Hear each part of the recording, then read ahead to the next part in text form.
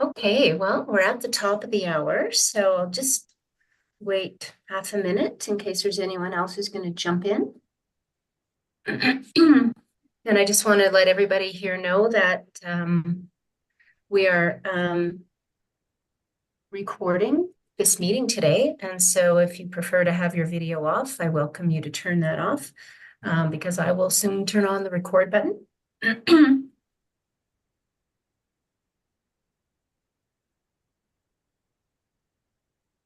Okay, so I'm going to, good morning, Royce. Thanks for joining us.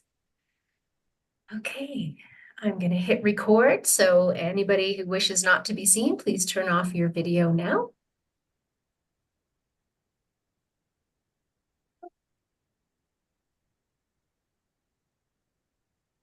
Good morning. My name is Susan, and I'll be your host today for Soul School Network. This is Sunday, the 12th of May, and we are delighted today to be hearing about the journey to ayahuasca. And first of all, though, I would just like to let you know that this meeting is being recorded. And for those of you who are watching the recording or those of you who are joining us on YouTube, welcome, good morning, and thank you for joining us. And to all who is with us on Zoom, we appreciate you choosing to be here with us this morning. And happy Mother's Day to those of you who are celebrating. And, you know, if you're not a mother, let us just acknowledge the divine mother within all of us, the compassion, the love, the mothering that any one of us can do. And so happy Mother's Day to everybody. And it seems appropriate that we are talking about ayahuasca today because often ayahuasca is referred to as Mother Ayahuasca. And so we're going to learn today from Soul School facilitators Dan and Koryanka about their experience with ayahuasca, and they're going to offer us guidance and insight. And so I look forward to hearing about it.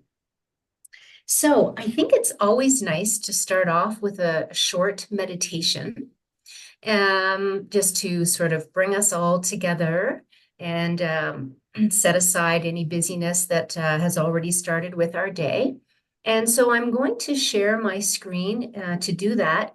Koryanka will not be able to have her video on today, but you're going to see her beautiful face in this video meditation that she is actually leading. And so I'm going to share my screen and we will do this video meditation. So let's see if we can have all the technical gods with us. So here we go. Right.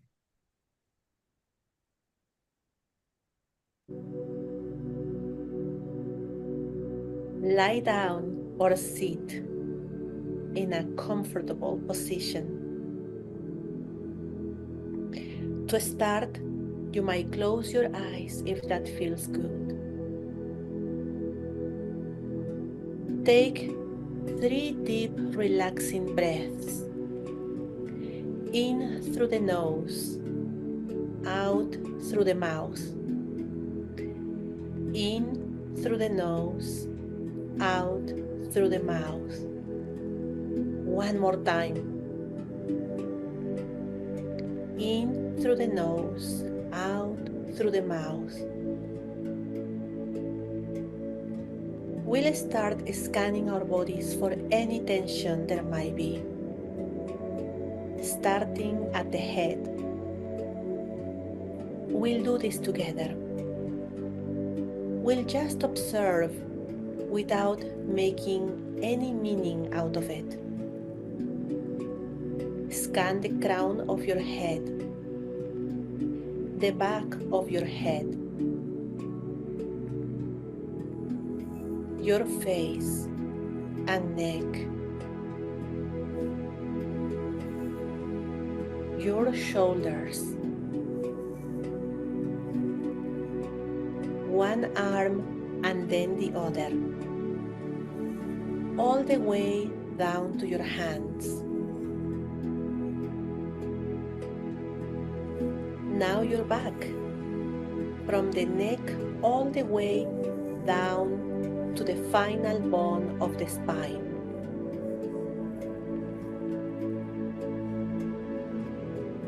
You can focus your attention now on your chest and your abdomen.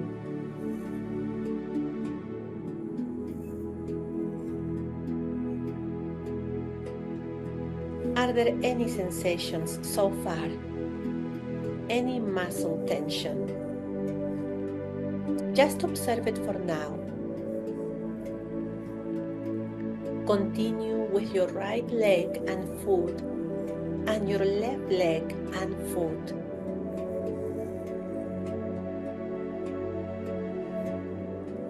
Wherever you found tension, let it go gently by visualizing that it is a white cloud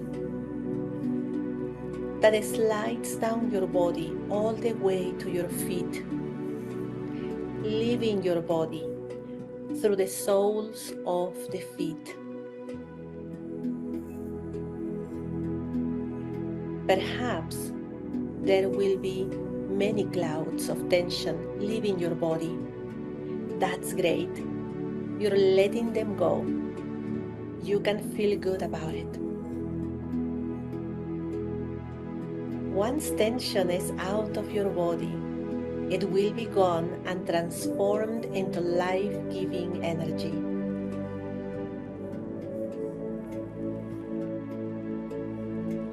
Let's take a deep, relaxing breath.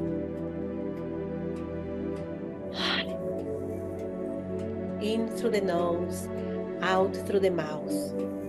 Let it feel good. You can stretch your body and make sure you are comfortable wherever you are. You are a beloved child of God and the earth, deeply connected to her. Notice how your feet are planted on the ground, either physically or energetically at all times. Feeling the earth with the soles of your feet. Feel how your energy grows and extends itself from the soles of your feet towards Mother Earth. You are growing energetic roots that go into the moist, rich soil under your feet, uniting with the Mother, receiving nourishment and love from her. The more your roots extend and go deeper and deeper into the earth, the more you feel deeply grounded and held in love by Mother Earth. Stay present in this moment.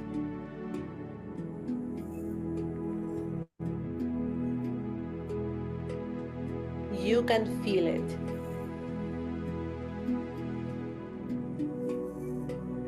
Remain grounded and present in this moment. Grounded and present. Grounded and present.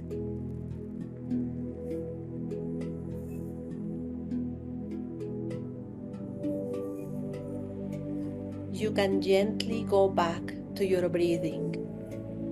In through the nose, out through the mouth. In through the nose, out through the mouth. And one more time.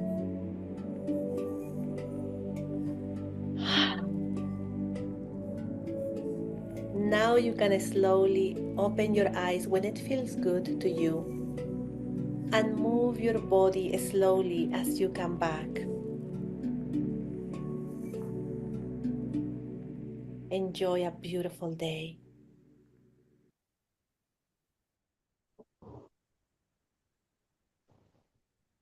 Wow. Thank you, Koryanka, for that beautiful meditation. And so let us carry on with the topic of the day, the journey to ayahuasca with Dan and Koryanka. And so I'm going to guide the conversation with some questions. And firstly, I'd really like to know, how did each of you come to the ayahuasca journey? And so, Dan, if you don't mind, I think we'll start with you, please. Sure. Thank you, Susan. Um, so when I found out about ayahuasca, it was a very I was looking for something to cure my depression. So I'd gone through a rather large business failure and was like really questioning everything about my life because of the stress and everything. And so I actually stumbled across ayahuasca in a research on its pharmacological effects for depression curing. So one of the things I found an obscure article written back in the 1920s from the London Journal of Medicine, or one of the United Kingdom medical records, and it showed that ayahuasca, after one treatment, would cause the serotonin receptors in your brain to grow.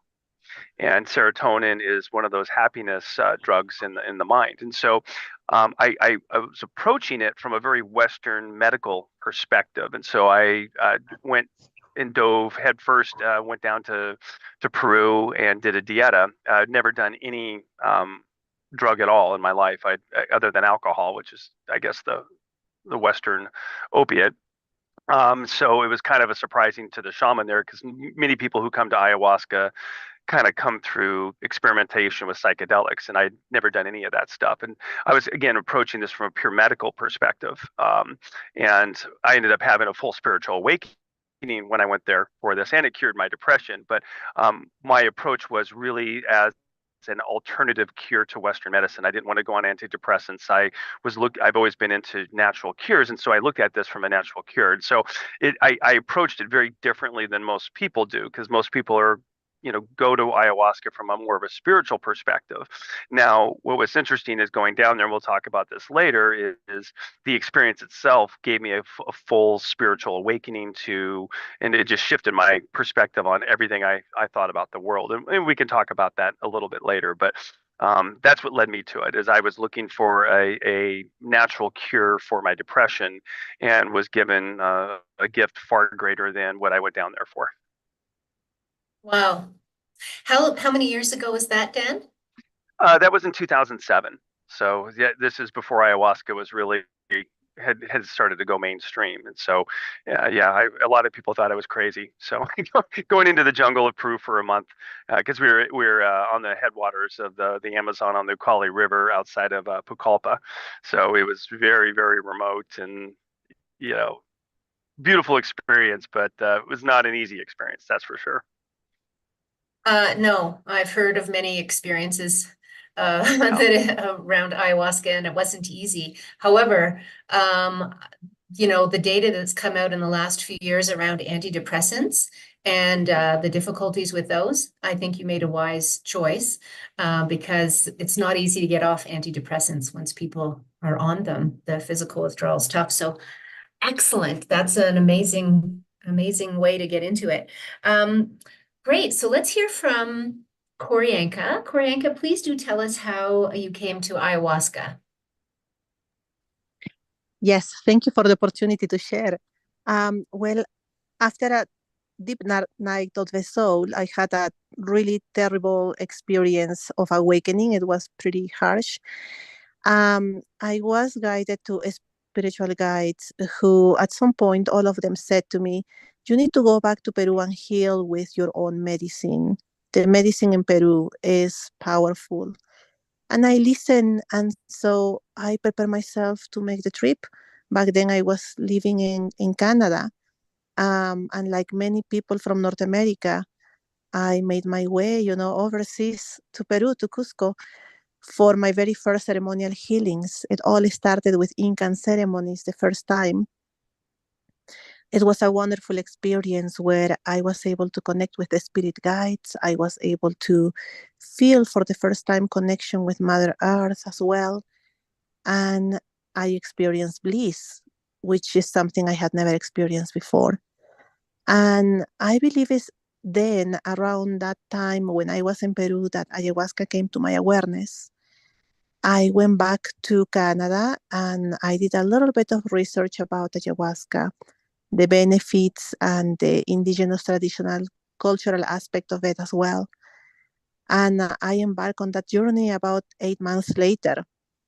Again, I came back to Cusco and I had my very first ayahuasca ceremony, which was really transformational. I went very, very deep. I did wonderful healing work. I came with a vision and a very clear intention. My intention was to do plenty of healing. I wanted to heal my relationship with myself. I wanted to do lots of forgiveness, forgiving myself and others around me as well. And I got to do that and much more. I had also in that ceremony an encounter with my grandmother and a soul sister who were already in the realm of spirit. And I also had an experience of bliss.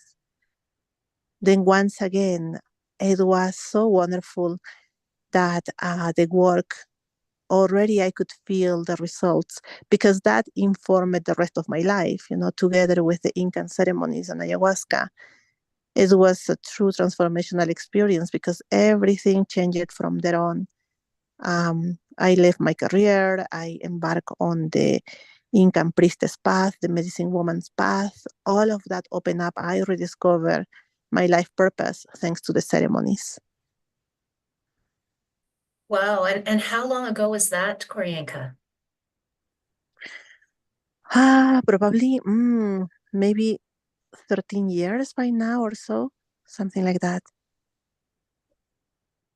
Excellent. And so maybe you can expand on that and answer, this question. What are the spiritual, emotional, and medical benefits of an ayahuasca ceremony? Yes, well, let me talk about the emotional and spiritual benefits. And I think that Dan will be best at answering about the medical benefits. But, well, after my own healing and embarking on the journey of being the Incan priestess and medicine woman, I have met many, many people, especially we have been working with women, but also some men. And we have done many ceremonial immersions where ayahuasca was one of the ceremonies involved. So I have been able to hold people's hands through the experience and support them go through the ayahuasca ceremonies and also witness what they're receiving and the results as well.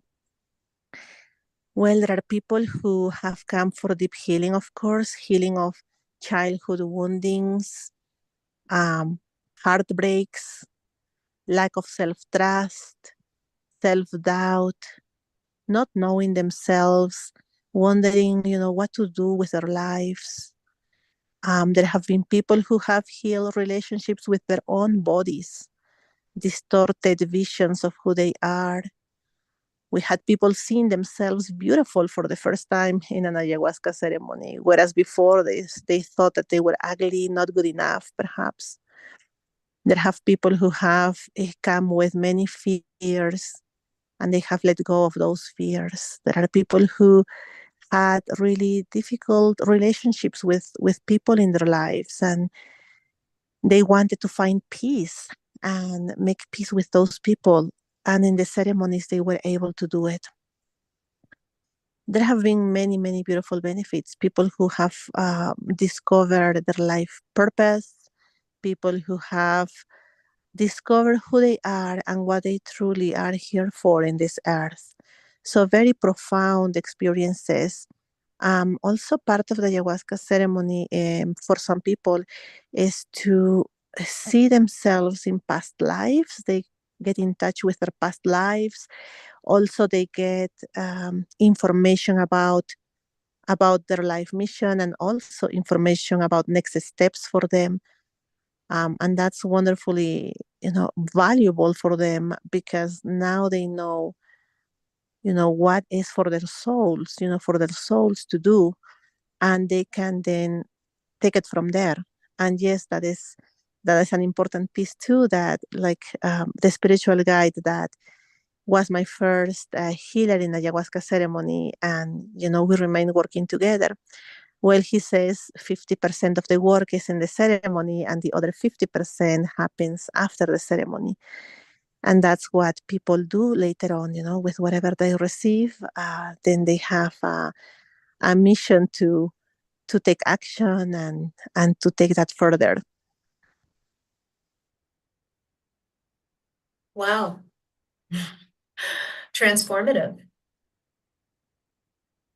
Yeah. Thank Yeah, you for yeah. that. Yeah. Mm-hmm. Gee. It's so interesting. I've never done ayahuasca. So when you hear this kind of description, it makes me think about it, I will say. Thank you, Koryanka. And Dan, perhaps you can tell us your thoughts around well, certainly the medical benefits. You've touched on that. Maybe spiritual, emotional as well, please. Sure. So I think the most profound thing for me when I did it in Peru was it was the first time ever that I felt true unconditional love. So as a child you're unconditionally loved by your parents, but and you feel it, but it was like to be truly loved by the divine is what it was. It's like you basically touch God and you feel a love that you never knew existed, where you're forgiven and you're unconditionally loved by divinity. And that was super profound for me. I'd never felt that before. And the reason I never felt it before is I never allowed myself to feel it, because it's always there. You're always loved. It's around you at all times, but we're disconnected from it. And so that was a complete life-changing perspective for me, because it just, you knew everything's going to be okay no matter what happens. So again, it set me on a whole spiritual path, and I've been spending the last 20 years of my life exploring that.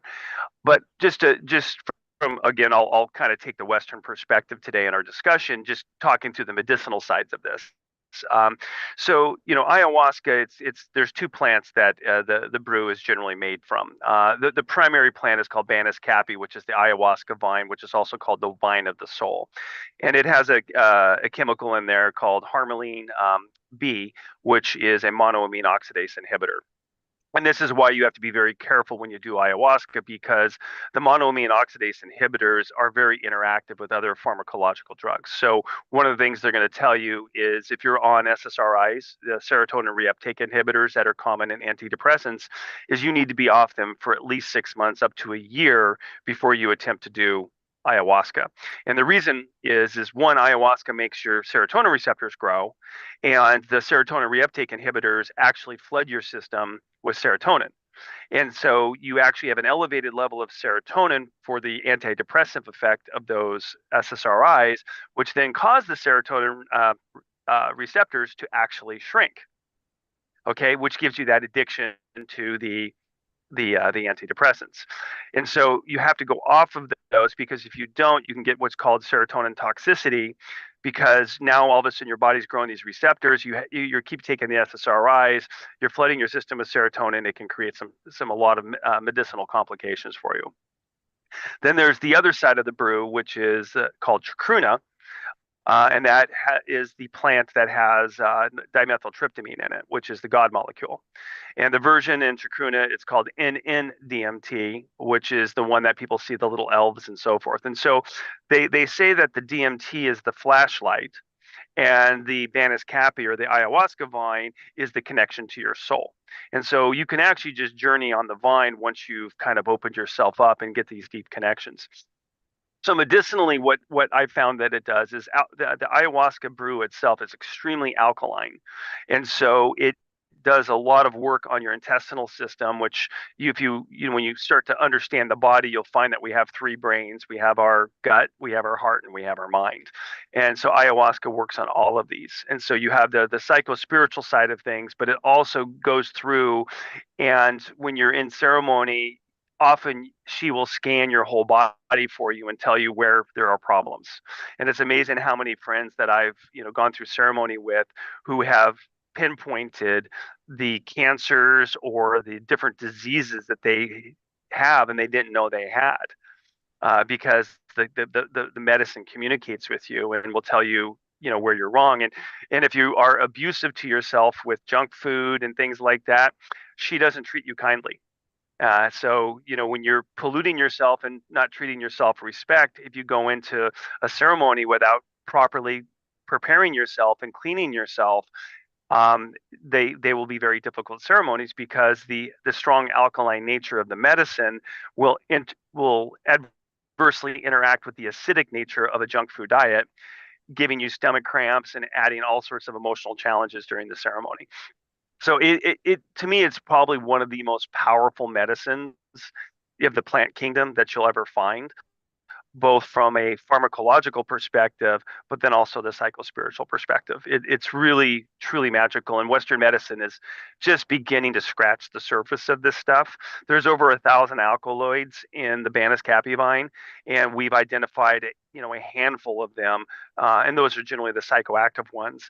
But there's so many other magical components in there that, hopefully as society starts awakening to indigenous medicine, we'll study it more and start to understand the incredible, powerful nature of all of these alkaloids interacting together on our bodies, because it truly is an incredible healing experience. Well, thank you, Dan. And I've certainly heard a lot of stories where there was a lot of vomiting and so on. And these were even people who'd done the 2-week dieta, or the preparation, before it, and so, yeah, clearly preparation is a key piece with ayahuasca. Yeah, there's two types of vomiting, in a sense, off the medicine. It's actually a beautiful experience when you purge. I know so many people are averse to the purging side of things. If you're purging because you ate a bunch of junk food and all that, that's obviously that's never going to be fun. But the majority of the purging is the psychological purging. We hold our pain in our physical bodies. And specifically, it's the psoas muscles that where we hold all of our trauma, which runs along the vagus nerve as well. And so what will happen is you'll have these purges where that muscle is releasing that scar tissue. And it's when you hear an ayahuasca purge, it's a completely it's one of the most unique sounds you'll ever hear, because it's almost like a demon being pulled out of the deepest, darkest recesses of your body. And when you actually have the purge and you get that demon out, or that dark energy, I don't want this will sound weird, but it's almost orgasmic, like on a spiritual level. You're pulling this deep pain out. And usually you're not even vomiting that much. It's more of this convulsion as you're pushing this energy out of your body. And when it's done, it's like pulling that thorn out of the foot, that's been in your foot forever. It's like this sense of relief is just overwhelming. It's like, oh, I finally got it. I'm free of this thing that has been plaguing me. And the awakenings that happen, people often will all of a sudden remember traumas that happened in childhood and so forth, because these are these deep embedded scar tissues that are at the soul level, and ayahuasca helps you release those. And that's the magic that Q'orianka does with her practice, because they help you get to those things and get those things out. Yes, and you're reminding me of a friend who was on an ayahuasca journey, and there was a man who was part of this. They were together for days, and he was very angry for whatever reasons, unclear, but she said that as a result of doing the ayahuasca ceremony, she said the vomiting was like black tar that came out of him, and she said the rest of the time he was like soft and gentle and kind, and like it was like he had purged some demon out of him. Mm-hmm. And that's how he felt too, and he was really transformed. And so it was it's not like vomiting like you have the flu kind of thing. It sounds like it's a different kind of You experience don't even than know that. where some of this stuff comes from. It's so deep in you. It's just shocking. Yeah, it's a Yeah. fascinating. It's a convulsion almost of this your body rejecting this darkness that's in you, and it just rips it out of you. It's a beautiful thing. Wow. I didn't say this earlier, but for this audience, whoever's listening or the recording, this disclaimer, of course, that this is personal experience. We're not offering medical advice, but it does lead me though into, Dan, what would you advise people who feel called to Mother Ayahuasca for them to be safe, really? Do your research. Before I did ayahuasca, I researched it for 2 years. I read everything, and back then there was nothing on this. So I was scouring old medical journals because there was a bunch of stuff done back in the 20s and 30s on this, and so I did my own research. The key is to find a good shaman, and Koryanka can talk to this in detail, but one of the challenges is ayahuasca's gone mainstream. So you have it's been monetized, and so you've brought the cult of Babylon into the into the mix, and it's sad because now you have a lot of people. There's a center in Costa Rica where they'll literally do ceremonies for 1,000 people at a time. And it's like that's not what ayahuasca is about. It's not just to go, oh, I'm going to go on a hippie trip. No, this is a deep spiritual, physical experience, and you need to find a good shaman, and you got to find someone you can trust. Do your research on them, because the intention of the shaman and the intention of the ceremony is so critical. It's like, our intentions manifest our reality. And so if you are in an environment where it's not, Terrence McKenna says this all the time. It's like, it's stead and setting. When you do psychedelics, it's stead and setting. You want to be in a safe environment with good intention, because you're going to go into a very deep personal experience. You're going to open yourself up to the energies of the universe. And so, doing ayahuasca, in Vegas would not be a good experience, because you're just around all these bad energies, and you open yourself up in these things that can come in. So, my recommendation to anybody is you'll be called to ayahuasca, be patient, do your research, talk to people, really make sure it's right for you. And then when you do decide to do it, be very intentional, do all the prep work, follow the diet, follow all the rules, because there's a reason they're there. Because if you don't, you might not have a good day. So it is not something to be approached lightly. It's an incredibly powerful, it's a life transforming experience. People will put it up there with having a child. It's that just mind blowing. It's usually one of the top couple experiences of a lifetime doing the medicine. Mhm. Wow. And yet, living in Peru, I've come to know that in certain parts, there's people who seem to be doing ayahuasca like a few times a week, like Hmm. using it recreationally. Like it's hard to imagine that the body can take it, really. That's not the intention at all, and intention matters. Yeah, I would Wow. question how deep they're able to go. There's so many layers to this. It's just like in meditation, you know, uh, with meditation, you can go deeper and deeper and deeper, but you can also halt yourself from the depth that you want to go. And so my suspicion is people are doing it frequently like that, have kind of, they're not going deeper and deeper. They kind of found that spot and they stopped at it. Mm. Interesting. Thank you. I'm going to turn off my video because my internet's a little lagging here. Koryanka, please, I would love to hear from you, please, around your advice for people who are called to Mother Ayahuasca, for them to be safe, for it to be a good experience, please. Yes, I agree with Dan completely. That it's important to make sure that you choose a good healer, a good spiritual guide A real shaman, people call them sometimes shamans. They often don't call themselves that, just simply the ayahuasca healer. But there is so much out there, so many people now offering ceremonies. And we need to be very careful because sometimes they are offering these ceremonies from a place of the ego.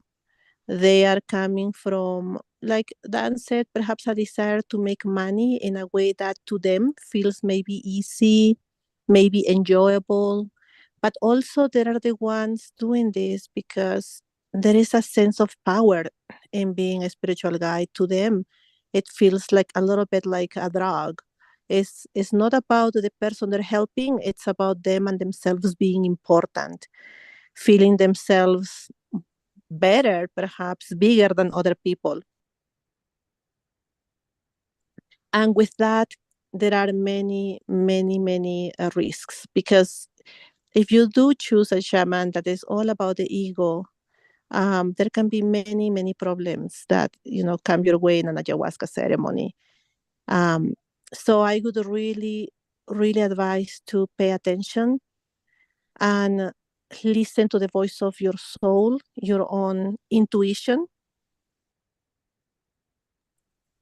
because not always the most famous shaman is a good shaman. Not always the person that someone else says is a great, great healer that did a great deal of healing for that person and maybe the friend of the friend necessarily is one to be trusted. And I'll tell you why. I have heard terrible stories of people who have known healers of ayahuasca ceremony, for instance, who have done many, many healing experiences for many people, and everything went well for those people. And yet, that same healer has raped another participant of ceremony, has taken advantage of somebody else, or has seduced someone. And all of that would be absolutely wrong, even if it was consensual. It's not okay because the spiritual guide, in this case, the ayahuasca healer, definitely is in a power position for many reasons. Being a man, being someone that has some knowledge, some specialized knowledge that the person is coming to him for help. And this person, the other person on the receiving end, might be very, very vulnerable emotionally and in every single way. If someone wants to heal, it's because you're not doing well and there is something inside of you hurting. So there might be also a lack of love and so many other things. So it's not okay, right, to someone that you come for help to take advantage of you.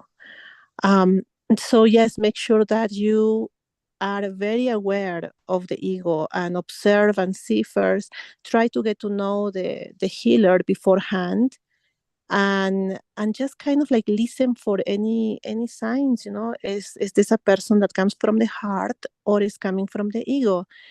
So attitudes are important to witness and take a note of course, whatever he says. um, Sometimes there is a disconnect between what he says and what he does. Sometimes the same person that preaches about being humble and being out of love and all of that might be mistreating a worker, perhaps someone who is working with him or for him. Perhaps, the person doing the cleaning of the ceremonial space, stuff like that.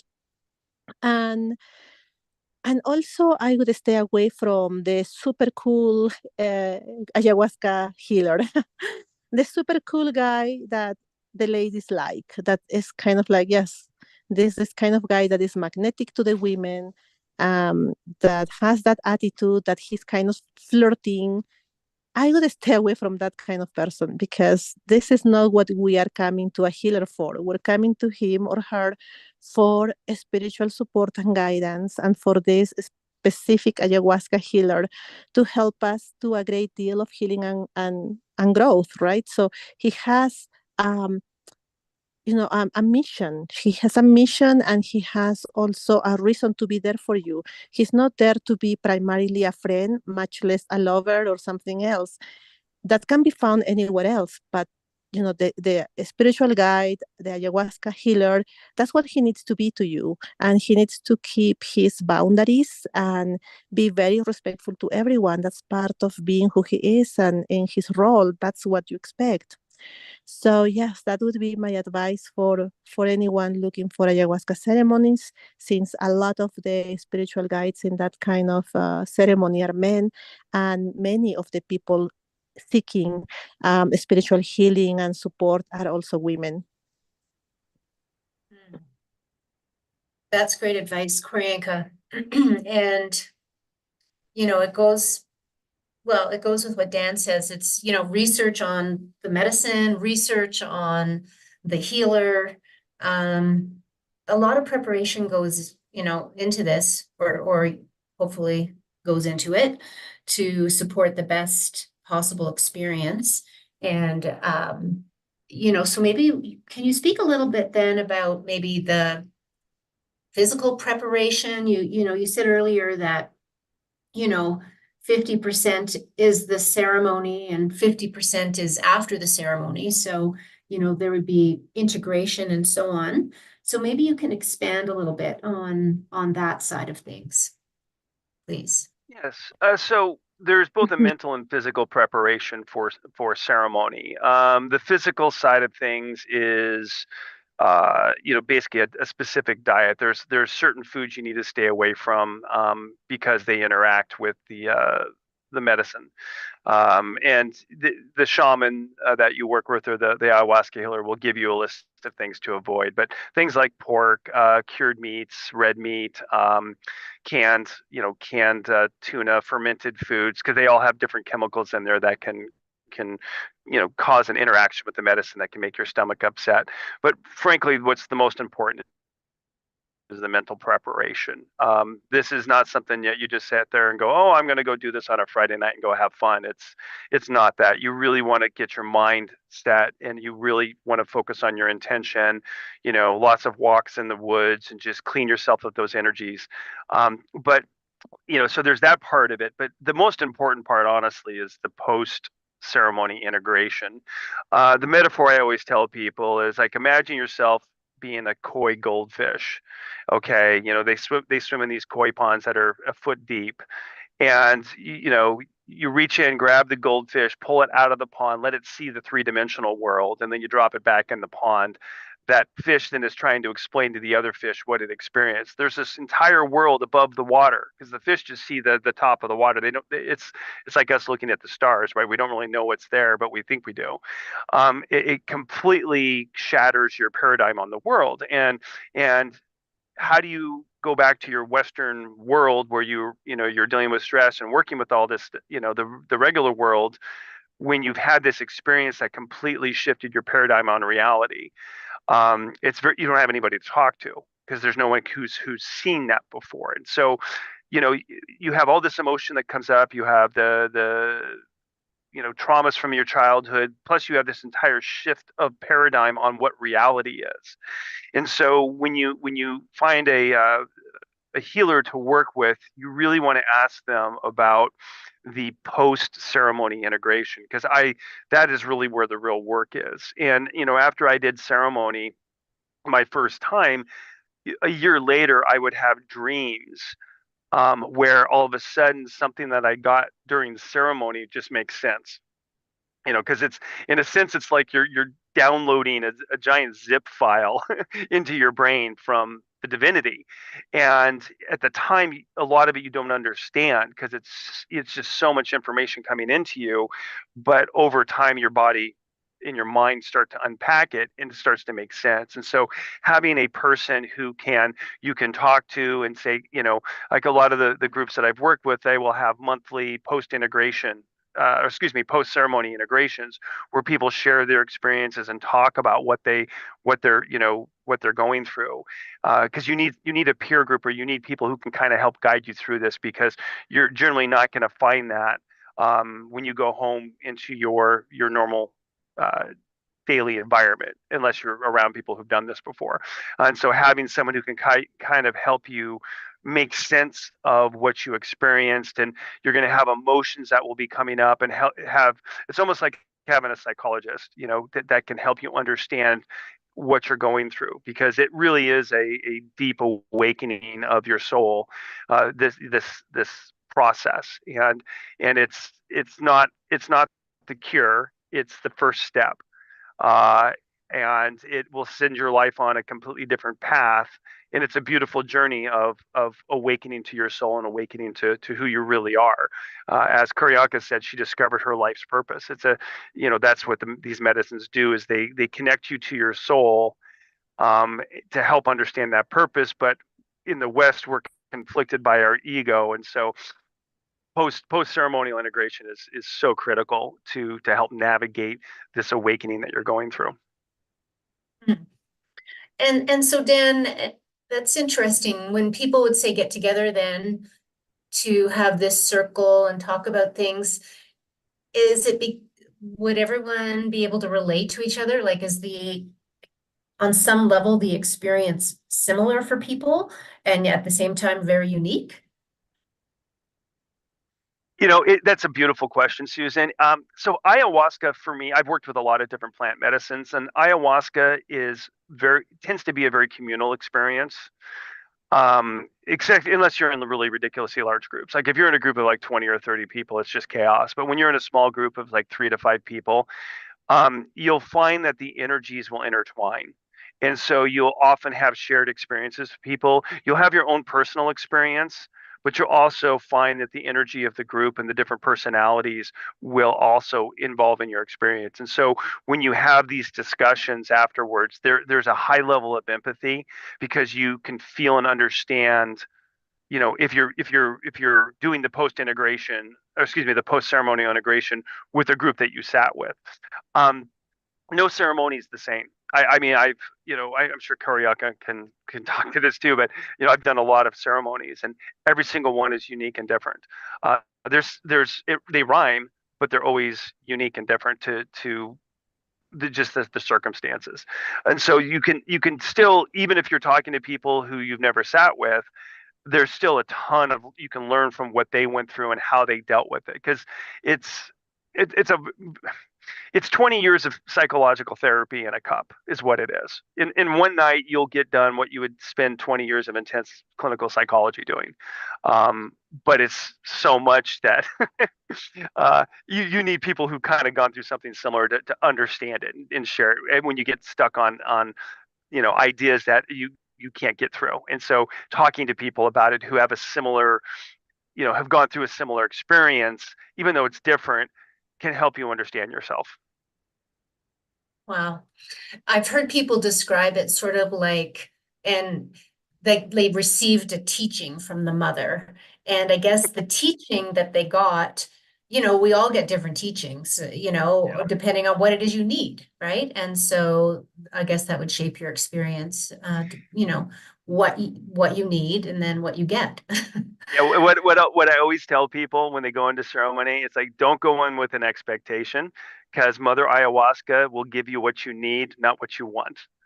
And she's a beautiful teacher, but she's also a stern grandmother. Will take you out to the woodshed and spank your butt if if you're not respecting the ceremony. It's she's Oh. a beautiful teacher, but she's stern. There's no doubt about it. So amazing. Thank you, Dan. And so Kuryaka, please share your thoughts on the preparation and integration piece to this. Mhm.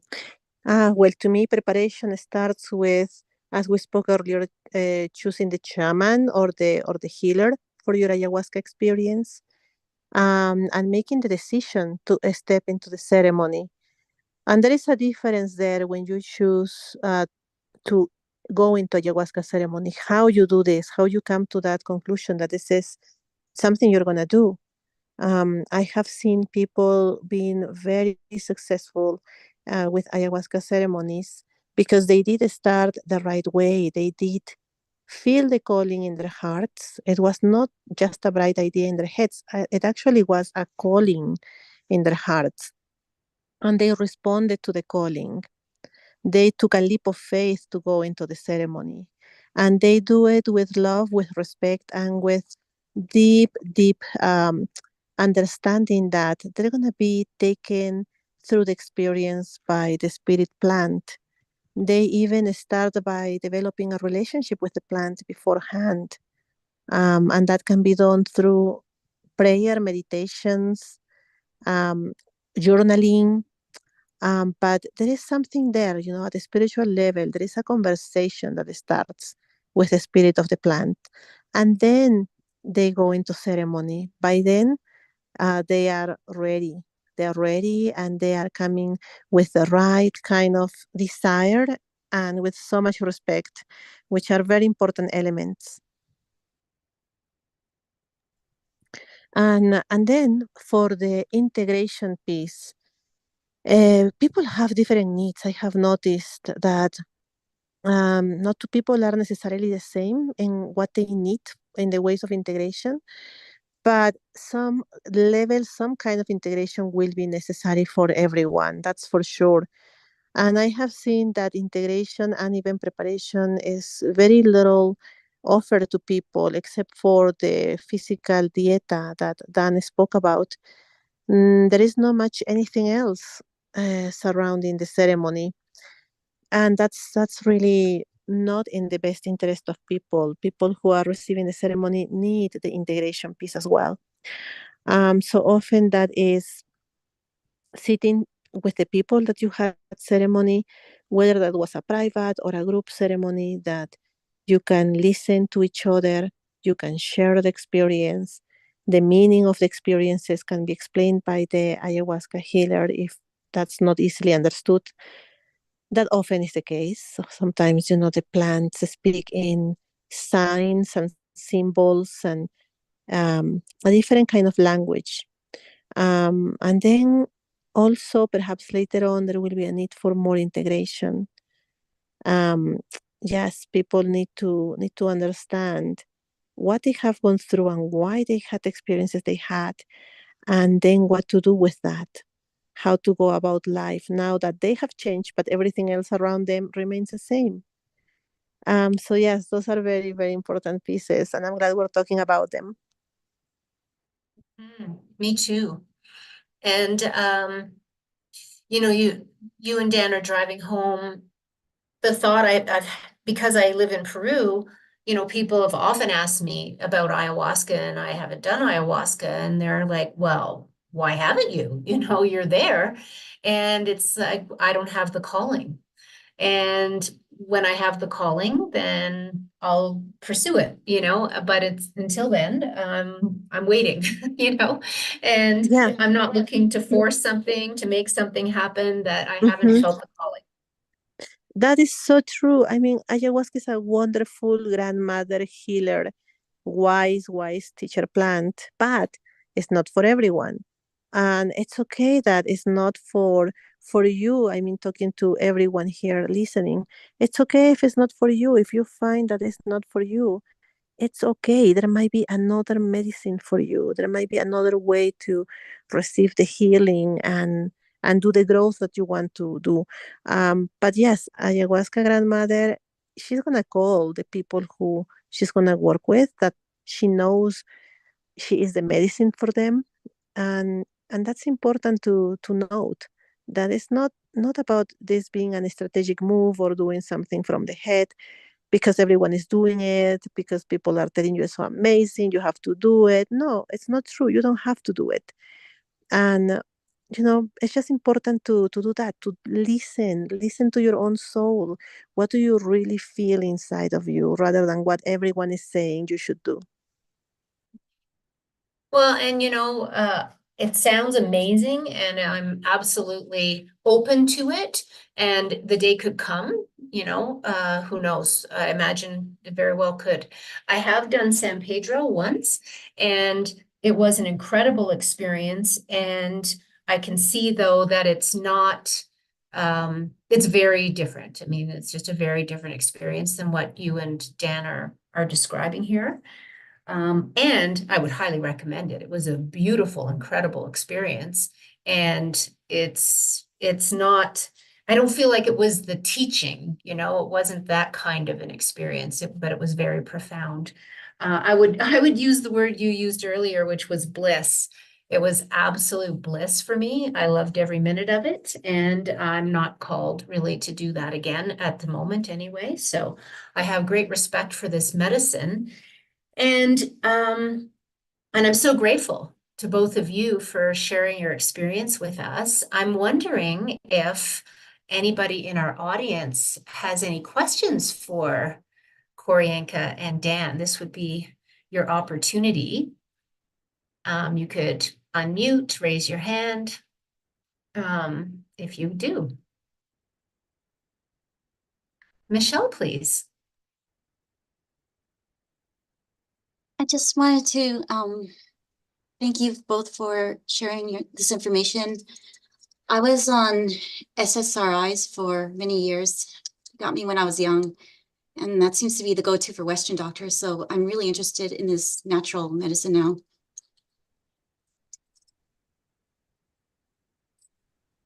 Well, I think it's but based on what Dan said, very wise. So Michelle, there's things so when you look at ayahuasca, I talked about the Baniscapi vine. You can actually microdose with it. And there's another version of it from the Middle East. It's called Syrian rue. It's the actual Latin name is Pegnum harmala, and it has the same chemical in there.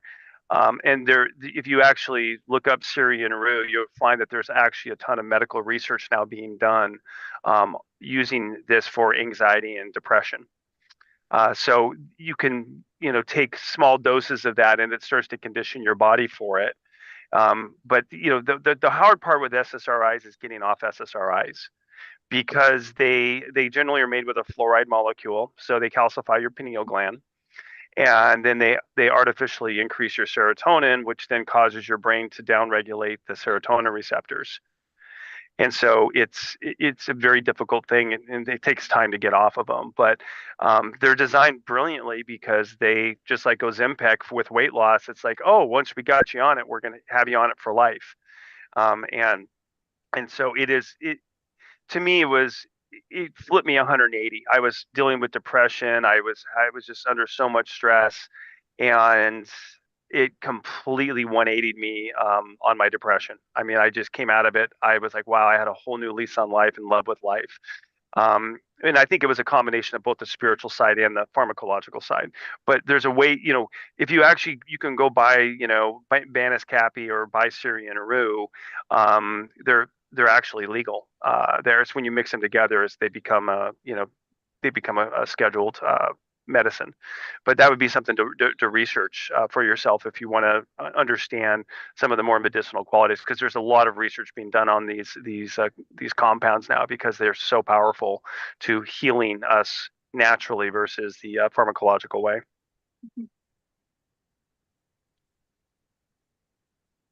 Thank you, Dan.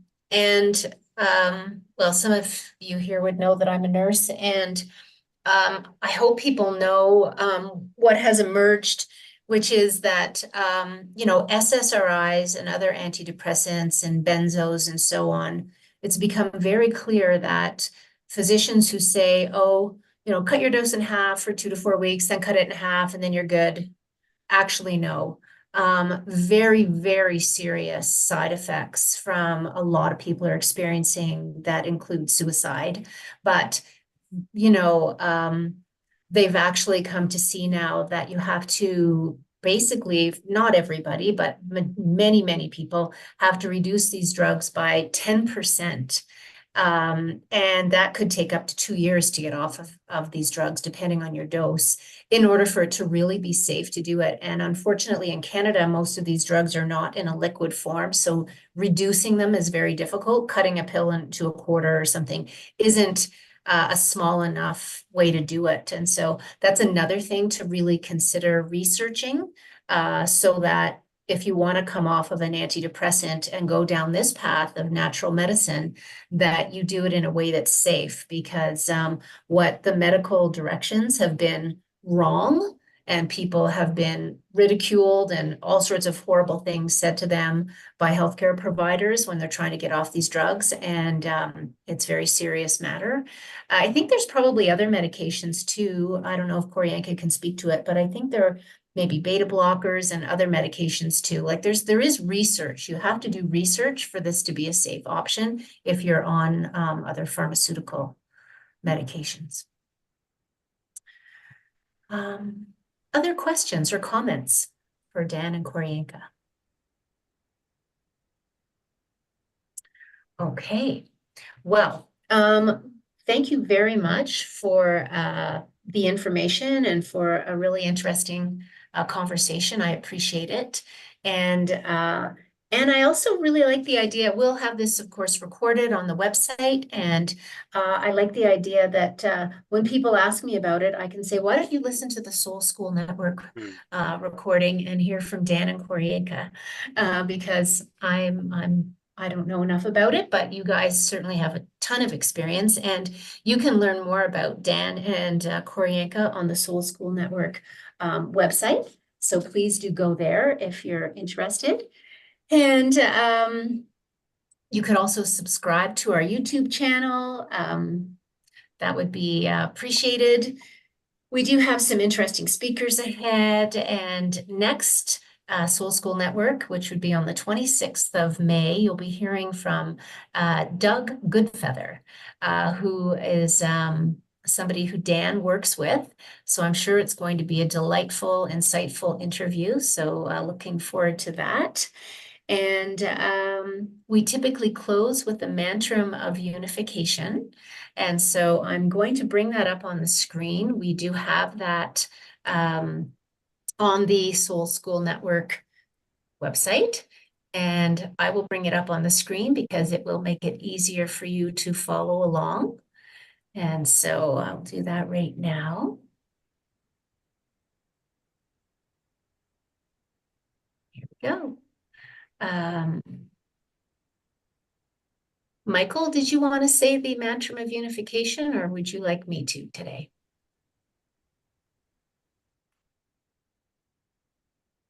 Okay, I'm going to take that as I'm going to do the prayer. I'm ready, but you're much more primed to do it. You go ahead. Okay, it'll be me today. Thank you. Yeah. Here we go. The mantra of unification. The souls of all are one, and I am one with them. I seek to love, not hate. I seek to serve and not exact due service. I seek to heal, not hurt. Let pain bring due reward of light and love. Let the soul control the outer form and life and all events, and bring to light the love that underlies the happenings of the time. Let vision come and insight. Let the future stand revealed. Let inner union demonstrate and outer cleavages be gone. Let love prevail. Let all people love. Thank you. Miigwech.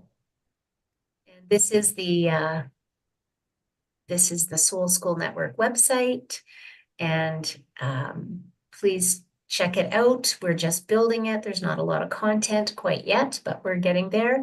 We have the donate button here. We would appreciate any donation you might be able to send our way to support our expenses. Thank you for that. And so hope to see you next time. Thank you again, Dan and Koryanka, for your insight and information today. And please be in touch. Please contact us through the website if you have any questions, if you have ideas for speakers, if you have questions. I think we're going to be having potentially some open mic sessions over the summer that might be helpful to have some interesting conversations about some of the questions that you have raised and sent our way. So I do appreciate receiving your emails and your feedback. So thank you very much. Again, happy Mother's Day. Happy Divine Mother in you. And thanks so much for being here. Thanks, everyone. Hey, Sue, can you hang out for just a minute so we can go over the next? Yes, I'm going to stop the recording. Here we go, somewhere. And actually, I was hoping that the those facilitators would stay on actually, so that we could have a meeting as well. Happy Mother's Day. Thank you very Thank you. much. Bye. Take Have a care. wonderful day. Bye. Thank you.